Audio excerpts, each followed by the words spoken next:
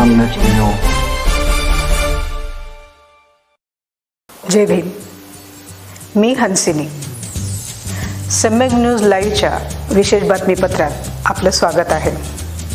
ठळक बातम्या पुढील प्रमाणे. Phoenix multispeciality hospital and critical care centre, Shivajinagar, Pune. जिल्हा परिषद शिक्षक मोरे यांनी जी आत्महत्या केली, म्हणजे आत्महत्या का केली आता सर्वश्रुत आहे. आणि आत्महत्या करण्यापूर्वी त्यांनी मुलांना, आपल्या स्वतःच्या मुलांना, एक मुलगी आणि मुलगा, त्यांना मारलं असं पोलिसाचं म्हणणं आहे आणि मारून आत्महत्या केली असं पोलिसाचं म्हणणं आहे. आणि त्याप्रमाणे त्यांनी सर्व रेकॉर्ड तयार करत आहेत. परंतु त्यांचे वडील जे आहेत तिथे बसलेले आहेत उपोषणाला गेल्या 4 दिवसापासून.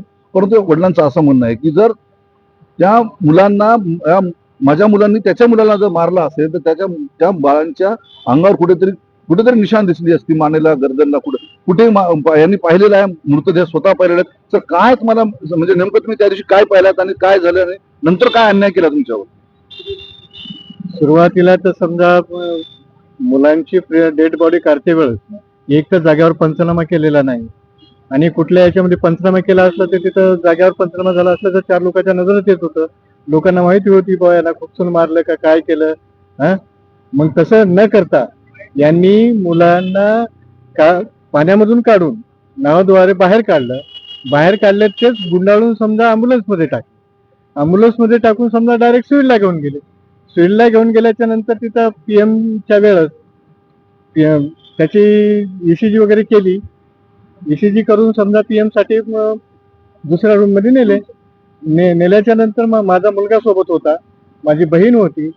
मग तिथं आम्ही बघितलं की कुठल्याही समजा धारदार शस्त्रानं मारलेल्या खुणा माझ्या नातवंडावर नव्हत्या आणि नाहीत. प्रत्यक्ष पाहिलं मुलाला? मी प्रत्यक्षात बघितलं. तसं माझ्या मुलानं काहीच केलेलं नाही. पण हे पोलीस प्रशासन जे सांगितले हे म्हणजे यांना अंत्यविधी झाल्याच्या नंतर 2 दिवसाच्या नंतर म्हणजे PM प्रशांत शिंदे साहेब जे सांगितले मीडियाच्या याच्यामधून की यांनी आधी मुलाला धारदार शस्त्राने मारलं, धारदार शस्त्राने मारून पुन्हा यांनी आत्महत्या केली. पण तसं करण्याच्या ऐवजी मग स्वतःच्या मुलाला मारल कसं होतं?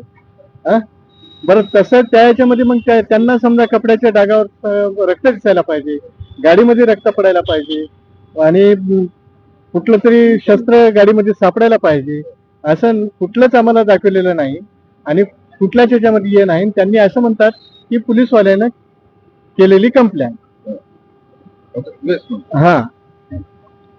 एकंदरीत पाहता यांचे एक म्हणणं लक्षात येते की अजूनही पोलीस प्रशासनाने कुठलंही जे शस्त्र मारलं म्हणून त्यांचे म्हणतात ते शस्त्र अजूनही जप्त केलेलं नाही किंवा ते अजूनही पुढे आलेलं नाही. ही गोष्ट मात्र पोलिसांकडून ही लपवली जाते.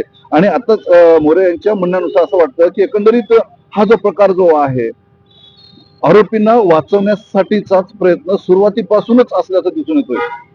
कारण कालच्या आमच्या पहिल्या बातमीत आम्ही सांगितलं की जातीयवादी विचारातून जातीयवाद्यांना वाचवण्याचा जो प्रशांत शिंदे प्रयत्न करत आहेत, आता ही बाब पुढे आली की त्यांच्या मुलांना ज्या शस्त्रानं मारलं तो शस्त्र सापडलेलं नाही आणि घरच्या मंडळींनी त्या डेड बॉडीला पाहिलं होतं त्यावेळी त्याच्या कुठल्याही जखमा नव्हत्या. एकंदरीत हा प्रकार सर्व दाबादाबीचा आणि जे अत्याचार, अन्याय जातीयवादी विचारातून करतात त्यांना सपोर्ट करण्याचा दिसतोय. मी विजय निलंगेकर, सम्यक न्यूजसाठी. जय भीम. पाहत रहा सम्यक न्यूज लाईव्ह. बातमी पाहण्यासाठी YouTubeवर सबस्क्राईब करा.